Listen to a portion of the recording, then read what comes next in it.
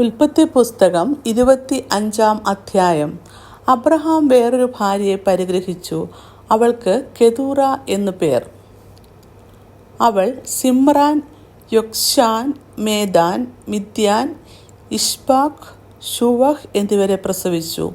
യോക്ശാൽ ശെബയെയും ദേദാനെയും ജനിപ്പിച്ചു. ദേദാന്റെ പുത്രന്മാർ അശൂരീം, ലത്തിശീം, ലെയൂമീം എന്നിവർ. മിദ്യാന്റെ പുത്രന്മാർ ഏഫ, ഏഫർ, ഹാനോക്ക്, അബീദ, എൽദാഗ എന്നിവർ. ഇവർ എല്ലാവരും കെതൂറയുടെ മക്കൾ. എന്നാൽ അബ്രഹാം തനിക്കുള്ളതൊക്കെയും ഇസഹാക്കിന് കൊടുത്തു. അബ്രഹാമിന് ഉണ്ടായിരുന്ന വെപ്പാട്ടികളുടെ മക്കൾക്കോ അബ്രഹാം ദാനങ്ങൾ കൊടുത്തു. താൻ ജീവനോടിരിക്കുമ്പോൾ തന്നെ അവരെ തൻ്റെ മകനായ ഇസഹാക്കിൻ്റെ അടുക്കൽ നിന്ന് കിഴക്ക് ദേശത്തേക്ക് അയച്ചു. അബ്രഹാമിൻ്റെ ആയുഷ്കാലം 175 സംവത്സരമായിരുന്നു. അബ്രഹാം വയോധികനും കാലസമ്പൂർണനുമായി നല്ല വാർദ്ധക്യത്തിൽ പ്രാണനെ വിട്ടു മരിച്ചു. തൻ്റെ ജനത്തോട് ചേർന്നു. അവൻ്റെ പുത്രന്മാരായ ഇസഹാക്കും ഇശ്മായേലും കൂടി മമ്രയ്ക്കരികെ സോഹരിൻ്റെ മകനായ എഫ്രോൻ എന്ന ഹിത്യരുടെ നിലത്ത് മക്പെല ഗുഹയിൽ അവനെ അടക്കം ചെയ്തു. അബ്രഹാം ഹിത്യരോട് വിലയ്ക്ക് വാങ്ങിയ നിലത്ത് തന്നെ അവിടെ അബ്രഹാമിനെയും അവൻ്റെ ഭാര്യയായ സാറയെയും അടക്കം ചെയ്തു.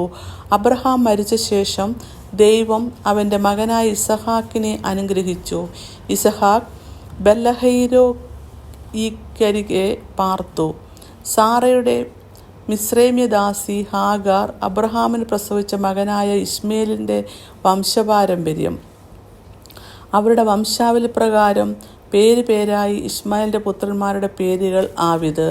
ഇശ്മായേലിൻ്റെ ആദ്യജാതൻ Nebaioth, Kedar, അദ്ബയേൽ, Mibsam, Mishma, ദുമ, മശ, Hadad, തേമ, യേതൂർ, Naphish, കേദേമ. 12 പ്രഭുക്കന്മാരായ ഇശ്മായേലിൻ്റെ പുത്രന്മാർ. അവരുടെ ഊരുകളിലും പാളയങ്ങളിലും വംശമായി ഇവർ ആകുന്നു. ഇവരുടെ പേരുകൾ ഇവ തന്നെ. ഇശ്മായേലിൻ്റെ ആയുഷ്കാലം 137 സംവത്സരമായിരുന്നു. അവൻ പ്രാണനെ വിട്ടു മരിച്ചു. തൻ്റെ ജനത്തോട് ചേർന്നു. ഹവീല തുടങ്ങി അശൂരിലേക്ക് പോകുന്ന വഴിയിൽ മിസ്രൈമിൽ നിന്ന് കിഴക്കുള്ള ശൂർ വരെ അവർ കുടിയിരുന്നു. അവൻ തൻ്റെ സകല സഹോദരന്മാർക്കും എതിരെ പാർത്തു. അബ്രഹാമിൻ്റെ മകനായ ഇസഹാക്കിൻ്റെ വംശപാരമ്പര്യമാവിത്. അബ്രഹാം ഇസഹാക്കിനെ ജനിപ്പിച്ചു. ഇസഹാക്കിന് 40 വയസ്സായപ്പോൾ അവൻ പദ്ദൻ അരാമിലുള്ള അരാമ്യനായ ബെഥുവേലിൻ്റെ പുത്രിയും അരാമ്യനായ ലാബാൻ്റെ സഹോദരിയുമായ റിബേക്കയെ ഭാര്യയായി പരിഗ്രഹിച്ചു. തൻ്റെ ഭാര്യ മച്ചിയായിരുന്നതുകൊണ്ട് ഇസഹാക്ക് അവൾക്ക് വേണ്ടി യഹോവയോട് പ്രാർത്ഥിച്ചു. യഹോവ അവൻ്റെ പ്രാർത്ഥന കേട്ടു. അവൻ്റെ ഭാര്യ റിബേക്ക ഗർഭം ധരിച്ചു. അവളുടെ ഉള്ളിൽ ശിശുക്കൾ തമ്മിൽ തിക്കിയപ്പോൾ അവൾ, ഇങ്ങനെയായാൽ ഞാൻ എന്തിനു ജീവിക്കുന്നു എന്ന് പറഞ്ഞ് യഹോവയോട് ചോദിപ്പാൻ പോയി. യഹോവ അവളോട്, 2 ജാതികൾ നിന്റെ ഗർഭത്തിലുണ്ട്, 2 വംശങ്ങൾ നിന്റെ ഉദരത്തിൽ നിന്ന് തന്നെ പിരിയും. ഒരു വംശം മറ്റേ വംശത്തിലും ശക്തിപ്പെടും.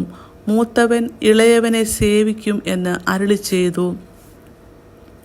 അവൾക്ക് പ്രസവകാലം തികഞ്ഞപ്പോൾ ഇരട്ടപ്പിള്ളകൾ അവളുടെ ഗർഭത്തിലുണ്ടായിരുന്നു. ഒന്നാമൻ ചുവന്നവനായി പുറത്തു വന്നു.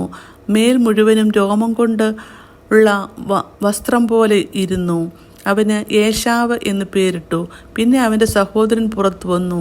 അവൻ്റെ കൈ ഏശാവിൻ്റെ കുതികാൽ പിടിച്ചിരുന്നു. അവന് യാക്കോബ് എന്ന് പേരിട്ടു. അവരെ പ്രസവിച്ചപ്പോൾ ഇസഹാക്കിന് 60 വയസ്സായിരുന്നു.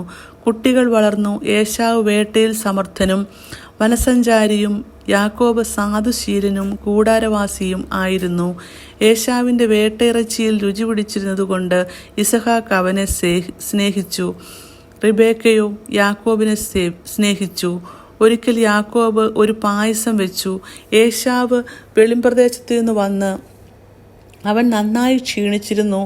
ഏശാവ് യാക്കോബിനോട്, ആ ചുവന്ന പായസം കുറെ എനിക്ക് തരേണം, ഞാൻ നന്നായി ക്ഷീണിച്ചിരിക്കുന്നു എന്ന് പറഞ്ഞു. അതുകൊണ്ട് അവന് ചുവന്നവൻ എന്നു പേരായി. നിന്റെ ജ്യേഷ്ഠാവകാശം ഇന്ന് എനിക്ക് വിൽക്കുക എന്ന് യാക്കോബ് പറഞ്ഞു.